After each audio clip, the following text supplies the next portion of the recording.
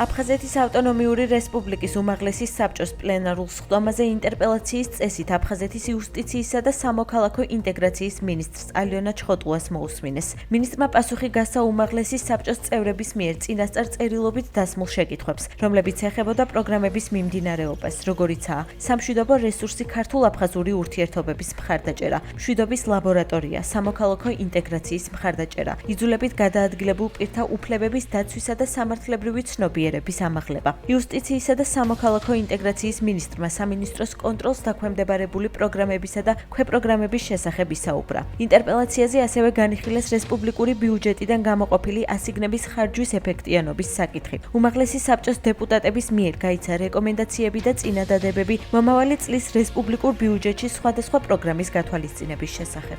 დღეს ინტერპელაციის წესით მქონდა შესაძლებლობა მესაუბრა სამინისტრო საქმიანობის შესახებ და იმ სიახლეების და ინოვაციების შესახებ, რომელსაც მომავალში ვგეგმავთ. განსაკუთრებულ აქცენტს გავაკეთებთ ახალგაზრდების ჩართულობაზე სამოქალაქო ინტეგრაციის მიმართულებით, ასევე სამინისტრო გეგმავს ახალი პროექტების განხორციელებას, რომელშიც მონაწილეობას მიიღებენ უცხოეთში მცხოვრები აფხაზეთიდან დევნილი ემიგრანტები. ჩვენ მივიღეთ პასუხი ყველა დასმულ კითხვაზე,